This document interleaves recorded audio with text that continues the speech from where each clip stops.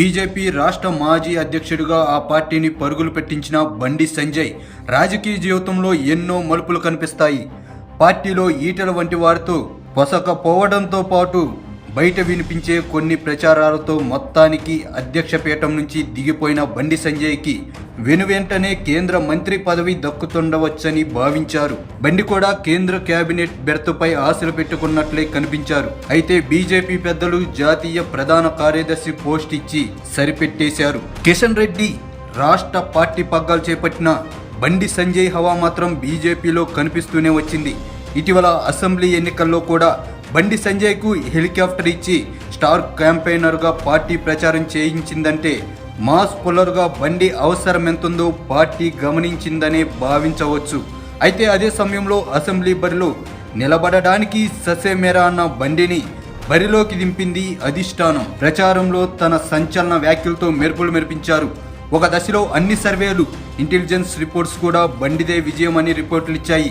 ఎప్పుడు కరీంనగర్ అసెంబ్లీ ఎన్నికల ఫలితాల్ని ప్రభావితం చేసే ముస్లింలు ఓట్లే ఈసారి కీలకం కావడం, కాంగ్రెస్కు గంపగుత్తగా ఓట్లు పడకపోగా బీఆర్ఎస్కే ఎక్కువ ఓట్లు పడ్డాయి. మరోవైపు బండిని నమ్మి హిందూ పోలరైజేషన్ ఓట్ బ్యాంక్ ఆయన్ని గెలిపించే స్థాయిలో టర్న్ కాలేదు. దీంతో బండి సంజయ్ కరీంనగర్ అసెంబ్లీ బరిలో దెబ్బతిన్నారు. అయితే కేవలం 3000 ఓట్ల పైచిలుకు తేడాతోనే మాత్రమే ఓటమి పాలు కావడంతో పాటు గతం కంటే ఈసారి బండి సంజయ్కి ఓట్లు పెరగడం గమనార్హం. అయితే అసెంబ్లీ ఎన్నికల్లో దగ్గరిదాకా వచ్చి ఓటమి పాలయ్యారన్న ఒకంత బాధ బండిలో ప్రారంభంలోనే కనిపించిన ఈసారి పోలైన ఓట్ల సంఖ్యతో మరోవైపు ఆనందం, అదేవిధంగా తాను అనుకున్నట్లే మళ్ళీ ఎంపీ బరిలో ఉండేందుకు భావన వ్యక్తం అవుతుందంట. సాధారణంగా గెలిచిన వారు అందరినీ పిలిచి ఆప్యాయంగా పార్టీ సెలబ్రేట్ చేసుకుంటారు. కానీ బండి సంజయ్ తాను ఓటమి పాలైన కార్యకర్తలు అలాగే ఇతర వర్గాలను పిలిచి ఒక పెద్ద విందే ఏర్పాటు చేశారు. ఆ క్రమంలో పార్లమెంట్ ఎన్నికలే తన టార్గెట్గా బండి ప్రయత్నాలు మొదలుపెట్టారు. ఇప్పటికే కరీంనగర్ పార్లమెంట్ పరిధిలోని 7 అసెంబ్లీ సెగ్మెంట్లకు సంబంధించిన ముఖ్య నాయకులతో భేటీ అయిన బండి సంజయ్ సంక్రాంతి పండుగ తర్వాత లోక్సభ ఎన్నికల సన్నాహాలు మొదలుపెట్టే పనిలో పడ్డారంట.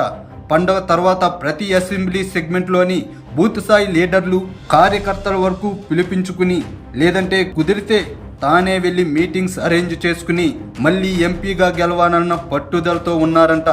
ఒకవైపు పార్టీలోనే తన అంతర్గత శత్రువుల్లా తయారైన ఈటెల, అరవింద్, రఘునందన్ వంటి వారికి తన సోషల్ మీడియా టీమ్స్తో చెక్కు పెడుతూనే మరోవైపు ఎన్నికల్లో విజయం కోసం బండి తన వ్యూహాలను పదును పెడుతున్నారు. మొత్తంగా కార్పొరేటర్ స్థాయి నుంచి ఎదిగిన బండి రాజకీయ జీవితంలో కొన్ని ఓటములు, కొన్ని విజయాలు కలిసి ఆయన్ని బాగా రాటుదేల్చాయన్న భావన ఇప్పుడు పొలిటికల్ సర్కిల్లో వినిపిస్తుంది. మరోవైపు వచ్చే పార్లమెంట్ ఎన్నికల్లో బండికే కరీంనగర్ టికెట్ దక్కుతుందా? దక్కితే ఈసారి మళ్ళీ బండి వ్యూహాలు ఫలిస్తాయా అన్న చర్చ కరీంనగర్లో సాగుతుంది.